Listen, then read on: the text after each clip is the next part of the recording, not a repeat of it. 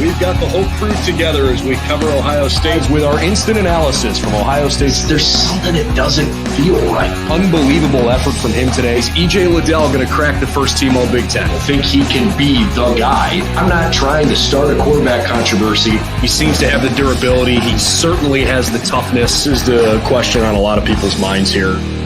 Welcome to Buckeye Breakdown.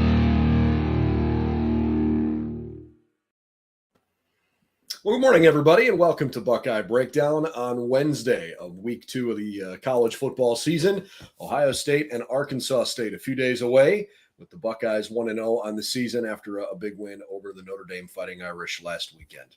I'm Brendan Gulick along with Craig Heisen. You can follow all of our content as we stream most of our podcasts live, as we are this morning, over on our YouTube channel. Please subscribe there, hit the notification bell so that you can follow along with us when we go live. You can also find it after the fact, either on YouTube or wherever you like to get your favorite podcasts. And BuckeyesNow.com is your home for all things Ohio State football.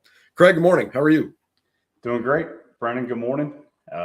Congrats to Tommy Eichenberg.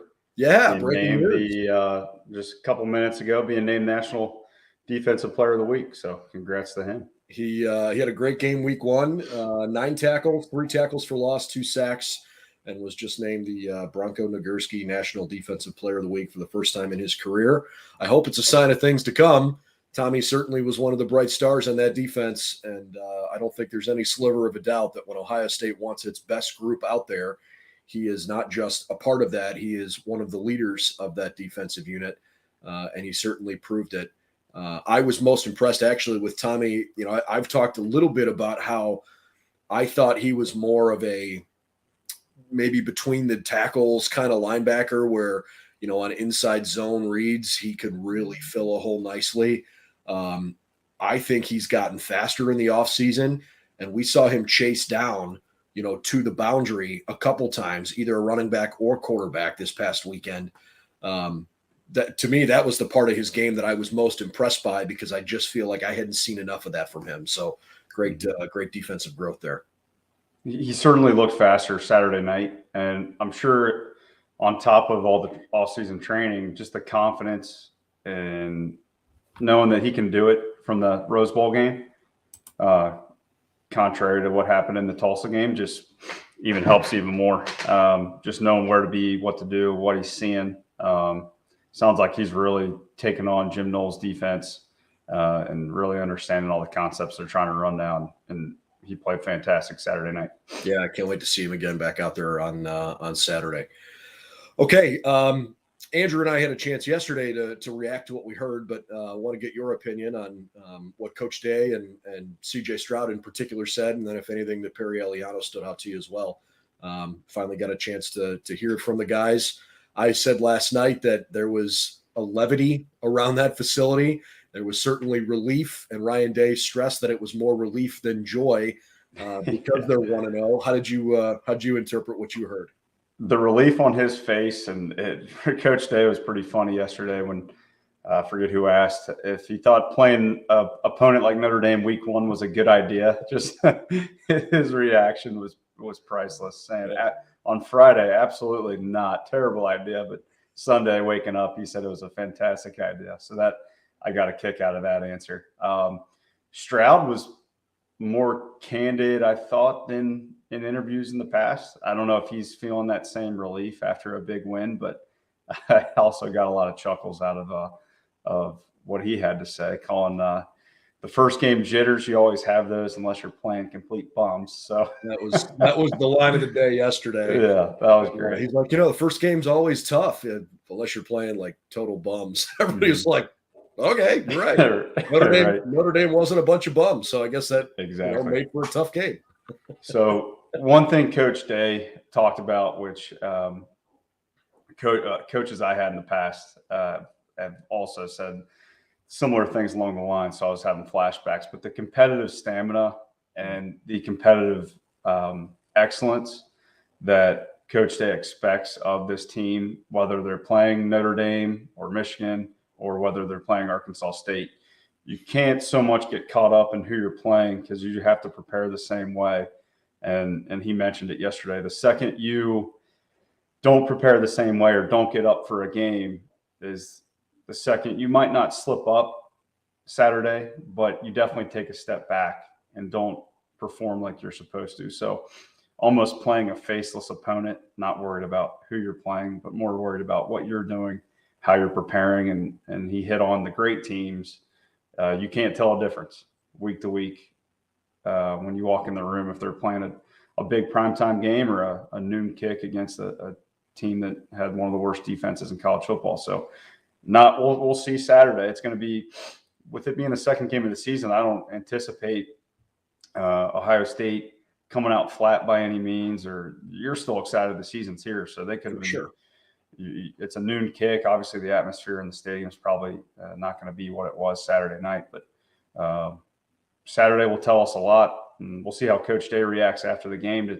I'm sure he'll talk about their preparation if they don't put it on them like on Arkansas State like they're supposed to. I'm sure he'll talk about maybe hit on, hey, I wasn't happy with the preparation, or something was a little bit different than the Notre Dame week. Those are what keys we're gonna look at Saturday. So right now, Ohio State is favored by a little over 6 touchdowns. Depends on which sports book you check. Through Sports Illustrated and Fan Nation, we use SI Sportsbook, and right now it's 43.5. But again, I've seen it as high as 45. Either way, it's basically a 6 touchdown game. And by the way, I did see that single game tickets are still on sale. You can get like a $30 ticket in the upper deck if you're interested in going Saturday afternoon. So it's not expected, or at least at this point, it's not sold out. No, I thought that was a really good point that Coach Day said, look, we need to stay locked in and be us, because what they did by winning week 1 was give themselves the chance to exhale and settle into the rhythm of the season that they know they can have. Where last year you win a first conference game, all is good, and no offense to Minnesota, but everybody was looking at the Oregon game early in the year saying, that's the one. I want to see how the Buckeyes stack up against somebody. And when they lost, it put this black cloud, this level of stress over the team and the facility and the expectations of the season, that much more for the rest of the year, because you literally couldn't lose, knowing that if you won out, you probably were still going to, make the college football playoff, because by winning out, you'd win the Big Ten title. But nothing's ever guaranteed. So with a win in week 1 over a quality opponent, the Buckeyes, to me, it's, hey, this is awesome. We beat Notre Dame and life is good. But now everything that, as a team, you sit there and think everything that we've worked on for the last 8-9 months, whatever it is, to finally have that reward pay off with a victory. Now it's okay. Let's settle in. And to your point, hey, the season's still young. There's an excitement for playing. For the most part, this team is really healthy. Guys aren't feeling the banged up kind of injuries that you get in like late October, early November when the season's grinding on you. And on top of that, I mean, look, I know the stress is going to be on preparing the right way, but you are playing an opponent that you're not going to lose to. You just gotta be relaxed enough to go execute what you want to execute, but recognize that there is a gap in talent. And you hope that Ohio State has this killer instinct where they want to go put that game away, by the point spread at halftime, not win by 45 points, but be up something like that, 45-0 at the break. And Craig, I talked a little bit about this yesterday when we did our sort of our look into Arkansas State. They've got a couple of skill position players that are not bad. Mm-hmm. I think they're going to struggle at the line of scrimmage. I think their offensive linemen are very large, but don't move very well. And I think Ohio State has a far superior combination of size and speed, especially in the interior. I think Mike Hall is going to have a big game. I think Teron Vincent's going to have a really big game. And I'm looking forward to seeing, which additional defensive players get on the field and can perform at a high level. So why don't we turn the conversation that direction here? You're trying to find that sweet spot of building your roster depth, but also giving, meaningful reps to your first team guys, because You got to use these games to get in a rhythm. You want the offense to look like what you think it can be when you get to Wisconsin, more so than the occasional clunkiness we saw in week one. So you're not going to see any starters pulled before halftime. I can pretty much guarantee that. But when we get to the second half, or maybe even just the fourth quarter, wouldn't surprise me if CJ Stroud is still out there at the beginning of the third quarter. But when we get to later portions of the game, who are you looking forward to watching this weekend? You hit it too there, Brandon. I want to see, like you said, I don't think anybody gets pulled before half, but ideally, in a perfect world, CJ Stroud's done at halftime. We see Kyle McCord for the whole second half, and maybe even Devin Brown down the stretch a little bit in the fourth quarter. But because as we know far too well, especially in the 2014 season, I mean, you're one play away from Kyle McCord taking over. I mean, you never know when injuries are going to hit. Hopefully they don't. But Kyle needs those reps too, and this is a perfect game this week to get those. But yeah, you just got to kind of get rid of the clunkiness a little bit that we saw last weekend. I think they will, given the opponent, but they need those reps. So with Jackson Smith and Jigba, it sounds like he probably won't go from what we've been hearing. Hopefully Julian Fleming's able to get on the field, get him into the mix, get him acclimated with the flow of this offense this season. On the defensive side of the ball, would love to see Cam Martinez get a little bit more run this game, and also get a bigger role in special teams. I know in practice he's been working at it. If Emeka is going to be a key, and this is just me speaking as a fan, is Emeka plays a bigger role in this offense. I would prefer to see Cam Martinez take over punt and kick returns just to keep Emeka fresh for offense, especially if Cam is not going to get the snap count that he may be expecting on defense yet. I think by the end of the season, he's in the rotation a little bit more. He's just too good. So it'd be nice to see him get on the field, returning kicks and punts, because he did it in high school, and I think he'd be superb at it here. Yeah, I mean, he is certainly one of the more athletic guys on the team, let alone just the defensive back group. And yeah, there were times where Emeka didn't look great returning punts. He was fine, but he made a few catches that were eye-opening, but maybe not like, okay, that's how you should do that.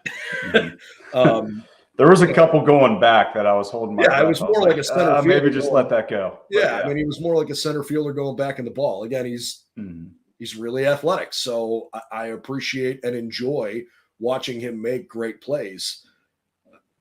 There are moments where you open yourself up to being a little more susceptible to big plays that can swing the game the other direction if you don't feel those cleanly. I'm not trying to suggest that Emeka should never return a punt or a kick again. I like the ball in his hands.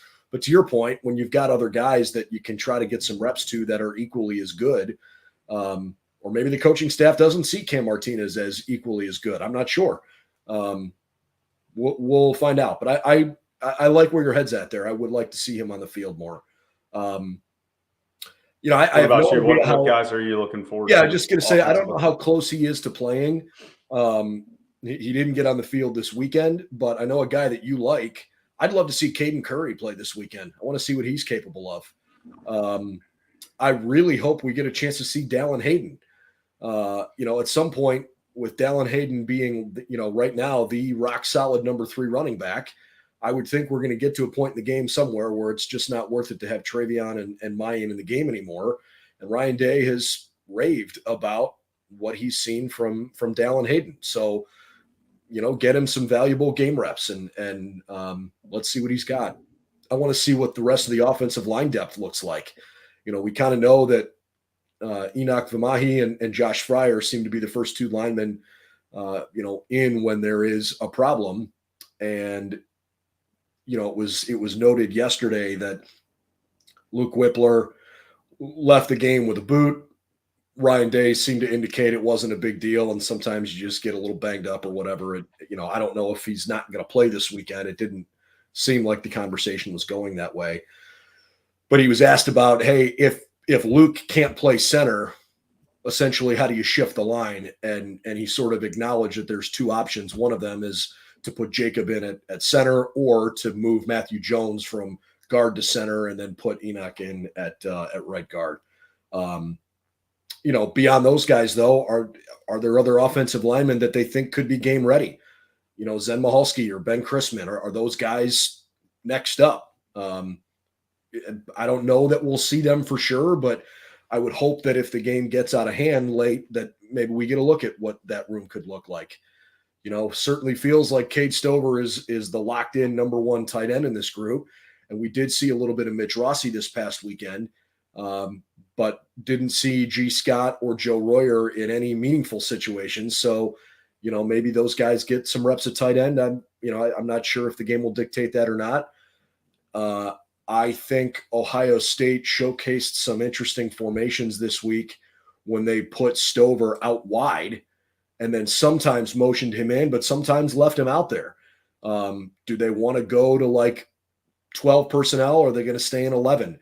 For those that don't know. That's something Coach Day taught. Sorry, go ahead, Brandon. I just say, just for those that aren't, football junkies, 11 personnel, 12 personnel means one running back, one tight end, or one running back, two tight ends. It's a reflection of who you've got on the field. I haven't seen Ohio State in a ton of 12 personnel this first game. I didn't think they ran Mitch Rossi out there a bunch off the top of my head, but Stover was in on basically every play. There was not a whole lot of, four receiver and running back looks that we saw out there in I guess what would technically be 10 personnel.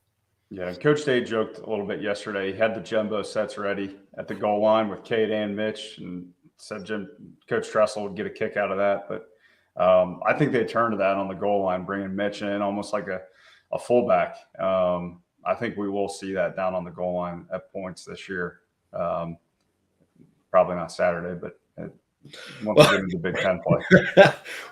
Ryan Day yesterday, he made a comment about, when you Coach Tressel was in the house and thought that maybe the win was a bit of an homage to the championship team from 20 years ago. He goes, we had plays for a fullback. We just didn't get to him. Those are words I never thought I'd hear come out of Coach Day's mouth when he took over years ago.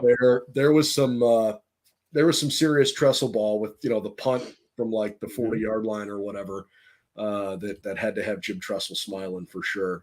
And you know what? It worked. They won the game, and field position was an important part with Notre Dame starting often so deep in their own territory. Okay, so that's kind of a reaction to yesterday and a little bit of what we want to see this week, but a couple of other things. First of all, the AP and the coaches polls came out yesterday. And again, you hear this every year. In the grand scheme of things, do we really care? Because the college football playoff era essentially has taken the polls and made them irrelevant. They're just fun and they're for fans. That Ohio State is ranked number 3. That said, the Buckeyes beat a top 5 team in the country who has legitimate college football playoff aspirations coming into the year. And if they run the table the rest of the way, which is possible, they're going to be right there in that conversation. But the Buckeyes fell back from 2 to 3 because Georgia looked so good against Oregon, who was, the number 11 team, but Georgia was so overwhelmingly impressive that all of the AP voters, I shouldn't say all, because I did look at the breakdown of the 63 voters. I think the Reddit college football Twitter account put out a grid. So you could see who voted and how they voted. Every single one of the 63 voters had Ohio State in a favorable spot, okay? 62 of the 63 voters had them in the top 3. There were only 2 that said the Buckeyes should be number 1 this week. There was one guy that caught my attention. My guy, Stephen Hargis from Chattanooga, he said his top 5 in order was Georgia, Alabama, Michigan, Oklahoma, Ohio State. I'm not sure I'm done with that.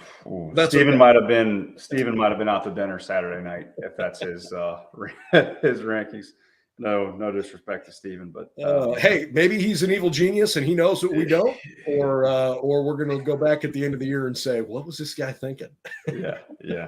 So just gut reaction, and as a fan here, I could care less about the rankings. I think it actually they'll never do this because it just creates buzz around the sport, but it may create more buzz in the end. Now that I think about it, don't release anything till conference play starts. I know the Big Ten's gone to. There's a couple of conference games scattered throughout the beginning of the season now, but maybe release like the first rankings, like college football playoff. Maybe just do the first AP poll in like week 5 or week 4. It's not a bad idea. Just to kind of get so much changes from year to year in college football that it's hard to say. I can't stand preseason rankings. Yeah, honestly. I mean, Florida was unranked and they beat Utah and they jumped to like 12.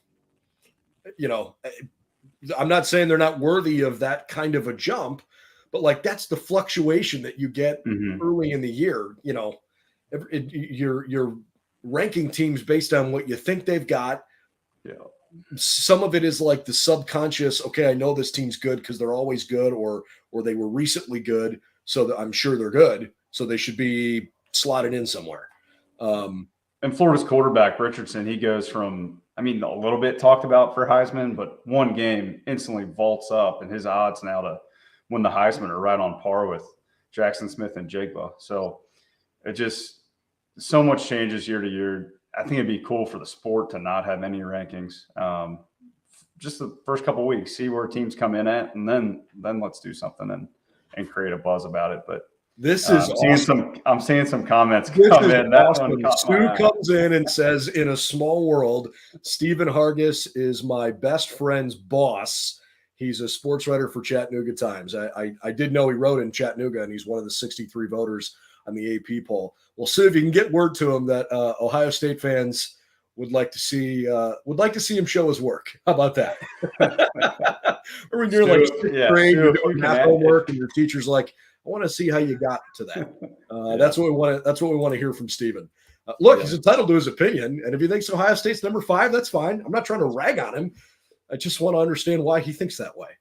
Right? Is it just because Ohio State only scored 21 points against a top 5 team in the country, who they held 10 points in the most anticipated game maybe ever in program history? You know, that might be a little bit of a stretch, but come on. And I don't know. This probably isn't the show to get into this, but you always hear the SEC bias, especially on ESPN, obviously, given the TV deal that they have with them now. I thought the overall reaction nationally to Ohio State's win was pretty positive. I think people were happy to see how they won that game, given the getting off the field on defense, something they really couldn't do last year, and just kind of the grittiness of that win. Nationally, all the response I saw, other than Colin Cowherd, was pretty positive about Ohio State and the way they won that game. Well, I think everybody wanted to see, look, the question here isn't about the offense, it's about the defense. And they had a really, really good defensive performance. So I think everybody's sort of assuming that the Heisman favorite is still really good, and he and the offense are going to get it going. They played a top 10 team, top 5 team in the country. And as Ryan Day pointed out, it was the 4th consecutive game in the program in which they've played a top 10 team, going back to Michigan State last year. So it's week 1. You played a good opponent. You might not score 45 points. And Notre Dame's good. So give them some credit for making life a little frustrating for the Buckeyes. But back to your original comment, Georgia hopping Ohio State. I mean, they played phenomenal against Oregon. Good. So, I mean, you're in a tough spot. They blew out Oregon was 11. They just blew them out of the water. So to move them up, it is what it is. It's just hard to say at this point in the season. We'll see how it plays out. We'll see how good Oregon's going to be. That might be thinking back to last year. It might be a Georgia Clemson situation though, where Clemson. Well, and I mean, here's how I can kind of see this all shaking out. The reality is Ohio State should be undefeated going into the final weekend of the regular season. It's not impossible that they lose, but I would think there's a pretty good chance that the Buckeyes are going to be undefeated when they go into that final game of the year and they play Michigan. I have a hard time seeing Alabama losing a game, but I suppose it is possible that Alabama could lose. And I'm looking at Alabama's schedule right now just to verify who they're playing. So Alabama is obviously Texas this week.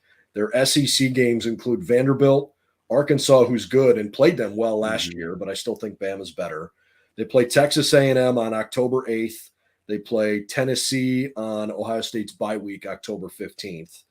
And their remaining games in the SEC are Mississippi State, LSU, Ole Miss, and Auburn. And they've got one other game sandwiched at the end of the schedule there with Austin Peay. So they don't play Georgia in the regular season. So Alabama and Georgia probably look like the kinds of teams that could be undefeated going to the SEC title game. And with as soft a schedule as Michigan has, I would think there's a very good chance that they're going to be undefeated coming to Columbus if they can get past Michigan State as well. And you know, now all of a sudden you're looking at those four teams and feeling like the winner of those games is going to be in great position. The loser of those games is going to have the quote unquote best loss or among the best losses in the field. And they're going to have a really good chance to still get in the playoff, which I think is probably why they've expanded the playoff finally anyways, because I'm not trying to like speed up the rest of the season and make it irrelevant, but there's not a lot of parity in college football, and there hasn't been for a while. So it's just it's time that they expanded the playoff, and I'm glad that it finally happened, even though it felt more like a Friday news dump than it did an actual like, hey guys, we're going to add teams to the playoff that you've been asking for forever. Right, to dump that Friday afternoon going into arguably week one of college football. Everybody's starting. It was interesting timing. It pretty much guarantees that Alabama and Ohio State are going to be in the playoff. I mean, they wouldn't be missing 12-team playoffs. No. So is it good for the sport and where it draws more eyes and you have the more playoffs and ratings and all that? Sure. Are the games necessarily going to be good? I personally don't think so. I think they'll be even worse. It's been since 2014. I can't really think of a time, and correct me if I'm wrong, where both playoff games have been outstanding. Usually one's pretty good and one's a blowout. Yeah, so I mean, go to 12 teams is going to be. I generally agree, and we can have a podcast that's built around CFP expansion, but I think the argument there is that by taking the long view, you're right. Maybe in the short term there haven't been, you know, a bunch of elite games, but if you create more opportunities for more teams to make the playoff, and you know people are going to watch the games, it's going to boost recruiting at the schools. Not the Alabama, Georgia, Ohio State, and Clemson's of the world that are already bringing in the best kids. It's going to make Arkansas a lot better. Right. It's going to make Utah better. You know, it's going to make some of those schools that are like tier 3, tier 4, where you're getting some good kids, but not a bunch of. It's going to make Iowa better.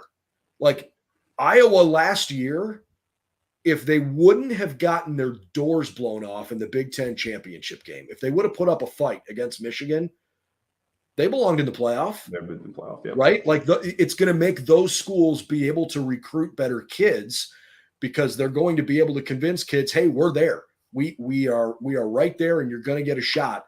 And maybe we got to play Alabama, or maybe we got to play the Buckeyes in the first game of the playoff, but we're in. And if you're in, you got a chance. So I think that's the long-term view of it, which I'm down with. Yep. I definitely see that side of it too. And I agree at that point. It's going to take some years for that to come to fruition though, for those first round games to be super competitive. I think the first couple of years, it's going to be what we saw at Georgia and Oregon Saturday. Yep. Just absolute beatdown to those first round games. But I agree. Yeah, I think over time, I think it eventually pans out where it does work with recruiting, because that's going to, just like you said, that's going to be the pitch. Hey, you come here, we're on the edge of the playoff. Now that it's 12 teams, we're going to be in there. That's going to turn into the recruiting pitch for those second tier teams, like you said. Do you want to get to Sue's question there? Yeah, let's answer Sue's question here real quick. She says, I know it's a sample size that's small. having watched one game, have your opinions changed about who is the biggest threat to beat Ohio State? My opinions haven't changed. My opinion coming into the season was that the last game of the regular season is going to be the one that gets all the attention, and for good reason. I haven't seen enough of Michigan to know what I think about them quite yet, but I think Michigan's offensive line is very good. I know they haven't really figured out what they're doing at quarterback yet between Cade McNamara and J.J. McCarthy, but they're both good quarterbacks, and J.J.'s the future. I need to see a little bit more from their wide receiver group, but I think they looked okay in week one. Hard to know for sure. I didn't watch their game start to finish to kind of get a feel for their defense, but I don't think their defense is supposed to be as good this year as it was last year, or at least they haven't proven that, because the guys that are coming in are unproven guys. So we'll see. But to me, that's the one team I'm looking at on the schedule. I mean, I think Michigan State reloaded with a bunch of transfers again, and they're going to be good. Penn State's gritty, but I don't think Penn State is good enough to beat Ohio State. And obviously the Michigan State and Penn State games are the two big road tests. Nobody else on the schedule is particularly threatening to me, and Ohio State's going to be a double-digit favorite in every game they play. So, the way I see it, Sue, it's going to come down largely now that you're past week one, where you played a really good team. I'm not trying to like race to November 26th or 27th or 28th, whatever it is. That's the game for me. Nothing I've seen changes my opinion either. Same thing. It's Michigan. The thing with Michigan, though, is we might not see what they have, maybe arguably till the Michigan State game. I mean, they seem to struggle with Iowa when they play them on the road. So we might see what they have there, but they're out of conference slate. Colorado State, Hawaii, UConn. I mean, we're not going to be able to tell what Michigan truly has until the Iowa game, most likely. So definitely we'll see what they look like against Michigan State. But yeah, it's Michigan to me. After watching most of the Penn State game, they're fine. Week one reaction, they're good, but yeah, it's not.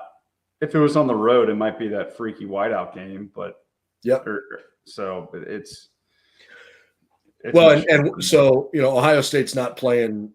When we play at Penn State this year, that's not Penn State. Sorry, it's not the whiteout game this year. But doing that, who are they playing that against? I don't remember, but it's still a tough environment, right? Right. I mean, when Ohio State comes to town and you've got a good crowd on hand, they're going to make it a tough environment. They couldn't win that whiteout game anymore against the Buckeyes, so they had to change it. You mentioned Iowa and Michigan, and we'll wrap this part of the conversation on this thought here. Iowa's offense looked non-existent last week. I don't know how you win a game 7-3 without scoring a touchdown. They kicked a field goal and had two safeties. I mean, they continue to have a really, really good defense, and they've got good special teams. And I don't know what the obsession is with Spencer Petras, or if they just don't have anybody else. But Iowa could beat a lot of teams based on the fact that it's really hard to score against them. But they're not going to beat elite teams, because college football is an offensive game. And if you can't move the ball, you're not going to win. So I'll be interested to see how Michigan's offense competes against that Iowa defense. That should be fun to watch. All right, let's wrap on this. Just something kind of fun. Did you see Ed Orgeron yesterday? I did see the Ed Orgeron clip. I'm sorry, the connection cut out for a second. I did see that. What a line! I mean, if you haven't watched it, to go out. Yeah, if you haven't watched it, I can't do an Ed Orgeron impression, but his voice is unmistakable, and it seems like the only guy that can do it is Joey Molinaro, if it's not Ed. Mm-hmm. So, essentially, when things weren't going well, he got called into his office and they said, hey, look, coach, things aren't going well here. It's like, well, no kidding. And they said, you've got $17.1 million left on your contract, and we intend to give that to you. And his response was, What door do you want me to go out, and what time do you want me to leave? He probably already had part of his bags packed when he had that meeting, but it looked like it was a fundraising event dinner that he was at, and just an all-time line there. Oh my God, was that funny? So good, so good. So, it's it gave me quite a laugh. It's very easy to find on social media if you want to have a good chuckle over that. So. All right. Well, that'll wrap up our conversation this morning. Certainly looking forward to this week. And we're going to have a conversation with Josh, the former Ohio State linebacker and now current Big Ten Network analyst, Joshua Perry, who is on the call this week for the first time. He's got an Ohio State game on his schedule. We're going to check in with him, and I think we'll have that for you on Friday morning. So stay tuned for that. We're going to try to give you a little recruiting podcast as well here this week to let you know what was going on this past weekend and sort of what the latest is on the recruiting trail for the Buckeyes. So keep your eyes open for that as well. Ohio State, Arkansas State coming up noon on Saturday. Again, single game tickets still on sale. I saw them for as little as $30 in the upper deck. So if you're looking for a cheap ticket on Saturday, you should be able to find it if you get on that soon. For Craig Heisen, I'm Brendan Gulick. Thanks for listening to Buckeye Breakdown. As always, please follow our work at BuckeyesNow.com. We're part of the Sports Illustrated Fan Nation Network. And you can follow us on social media as well, Buckeyes Now SI. And of course, on our YouTube channel, we certainly appreciate the support here. If you'd subscribe to the channel and hit that notification bell so you know when we're live, we can address your questions along the way too, like we did today. Have a great rest of the day, everybody. We'll talk to you again tomorrow and find all the latest on Buckeyes Now.